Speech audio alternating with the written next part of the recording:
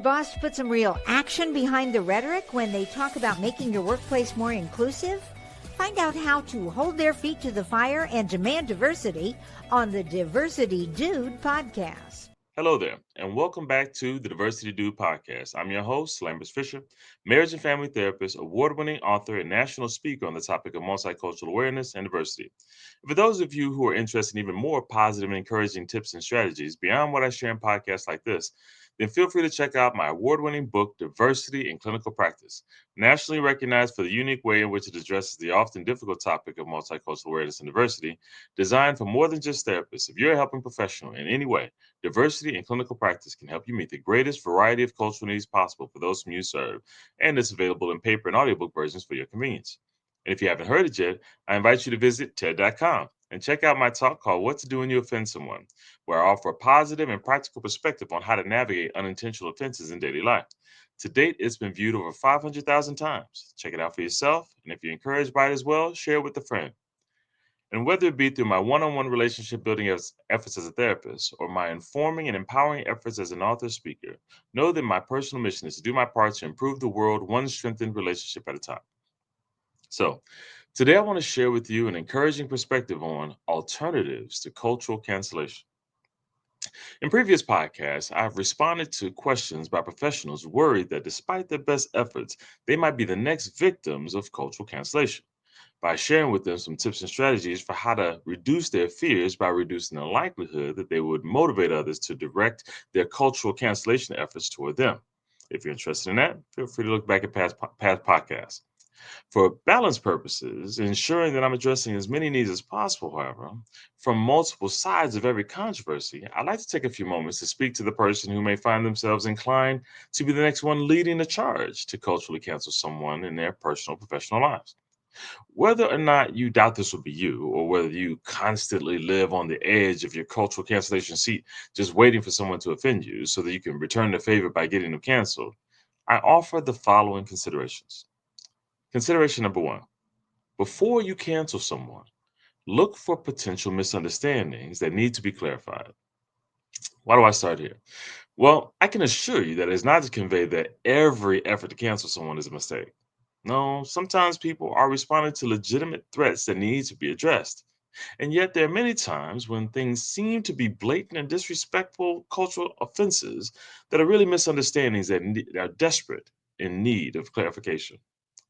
This concept comes to life for me in my role as a marriage and family therapist when a spouse expresses hurt and trauma worthy of a violation of marital trust and rethinking the future of their relationship, only to later discover that the thing that was said, that was experienced as unthinkably hurtful, wasn't motivated by, nor did it mean from the person who said it what that person who heard it thought it meant. Although this clarification doesn't erase feelings of hurt and distrust that occurred already, it does bring the opportunity to no longer view the person who said it as blatantly disrespectful and a threat to their well being and the future of their relationship. To spouses in a situation, I let them know that if they're considering leaving a relationship, it's worth being sure that the person they're leaving is the person they think that is. And if they find out that the hurt was a misunderstanding, then maybe they can take steps to repair the misunderstanding and potentially salvage the relationship.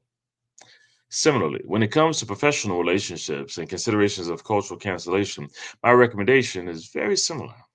If you feel inclined to cancel someone, before you instantly begin spreading word to whoever can listen about who that person really is, as evidenced by what that person clearly meant, by what that person clearly said, instead, take the time to confirm. Hey, when you said this, it sounded like you meant this, and that you felt this about me, etc. And if they confirm, yep, that's exactly how I feel about you, and everyone like you, well, then you know. You don't just assume. You don't just conclude. You know, and no misunderstanding exists, and then proceed accordingly. But if they say, wait, what? No, no, that's not what I meant.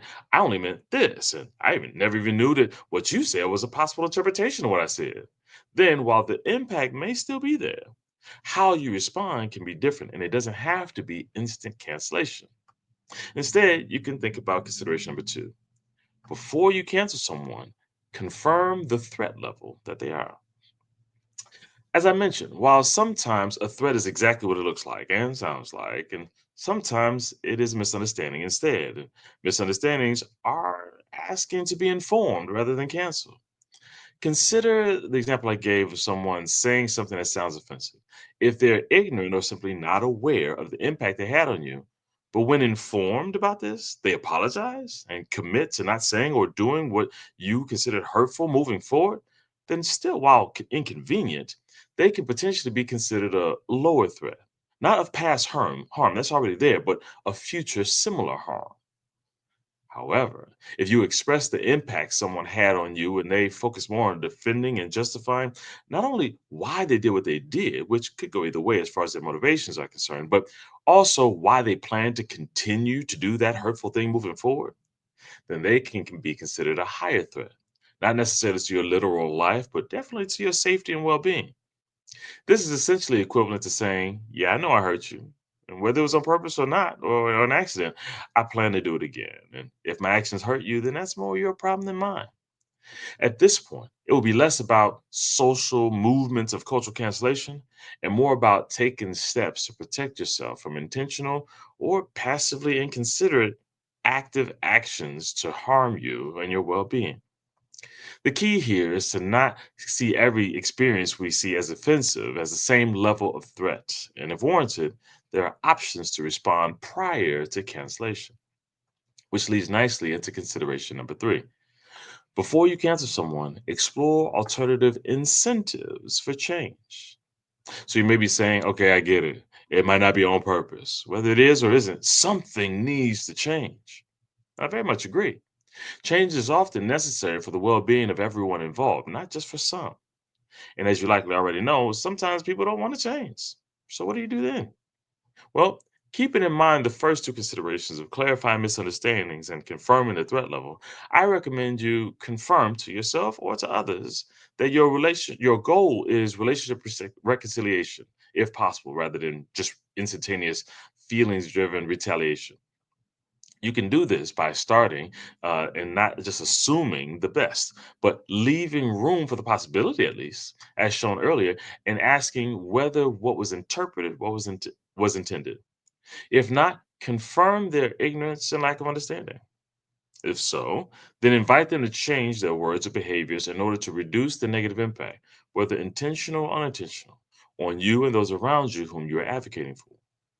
If they hold to their beliefs, but are open to changing how they express them and what they do in response to them, then while still potentially uncomfortable, this person may not need to be canceled for simply having concerning beliefs or perspectives, especially if they're willing to moderate who they share it with and what they do in consideration for the impact they have on others. However, if they meant the hurtful things that they said or did, and they intended to have the negative impact and hurtful impact that resulted, and they can intend to continue to do such in the future despite the invitation to consider the well-being of others, then you may need to enlist the support of an authority figure who has the power to influence, to place pressure on that person to change, or else incur negative consequences in that environment. See, this is less about being a crybaby or a snitch, and more of a realization that sometimes consideration of the well being of others isn't incentive enough for some to change. However, for some, considerations for their own well being and changing in order to avoid negative consequences may be the motivation they need to change.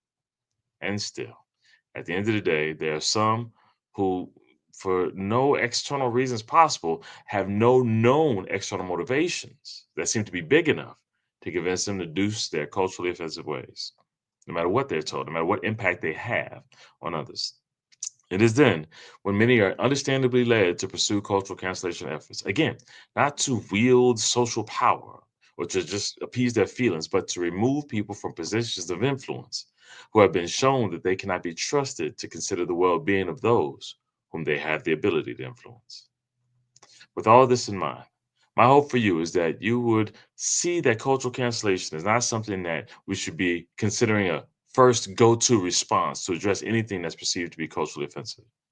And yet, while on a spectrum of potential options for responses, it is understandable that people feel inclined to cancel others as the only viable option left after other reasonable efforts to bring about change are deemed unsuccessful.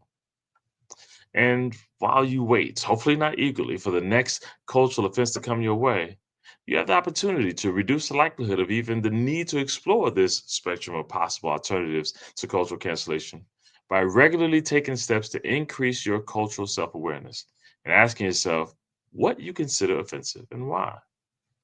Make yourself difficult to easily offend by exploring so many possible experiences of life and beliefs and interpretations that you're intrigued before you're offended, by looking for misunderstandings and being pleasantly surprised when you find them, eager to inform ignorance at every opportunity.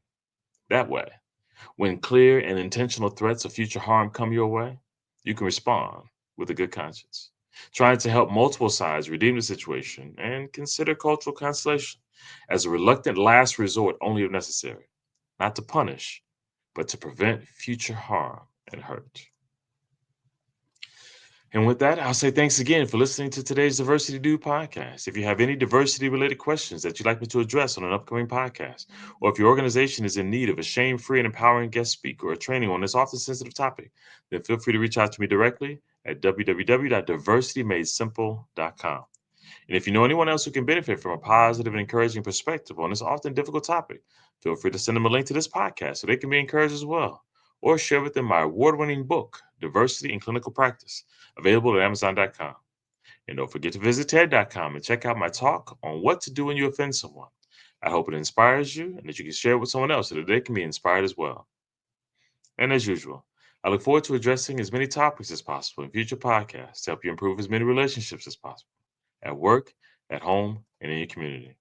And as always, remember this: you don't need to know everything about everyone in order to have a positive impact on someone.